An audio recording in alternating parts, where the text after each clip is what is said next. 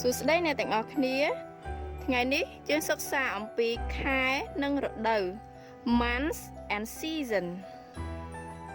ដូច្នេះសូមចាប់ផ្ដើមអំពីការសិក្សាខែទាំង12ប្រចាំឆ្នាំជាមុនសិន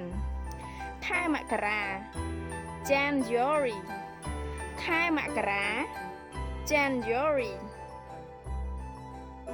ខែកុម្ភៈ February ខែកុម្ភៈ February ខែមិនិនា March ខែមិនិនា March ខែមេសា April ខែមេសា April ខែឧសភា May ខែឧសភា May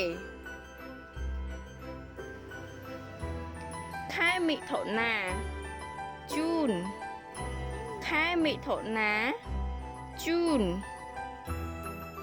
ខែកក្កដា July ខែកក្កដា July ខែសីហា August ខែសីហា August ខែកញ្ញា September ខែកញ្ញា September ខែតុលា October ខែតុលា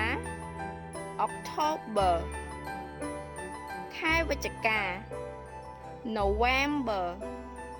ខែវិច្ឆិកា November ខែធ្នូ December ខែធ្នូ December ឥឡូវមកសិក្សាអំពីរដូវទាំង4វិញម្ដងរដូវ season រដូវ season រដូវផ្ការីករដូវផ្ការីក spring រដូវផ្ការីក spring រដូវក្តៅរដូវក្តៅ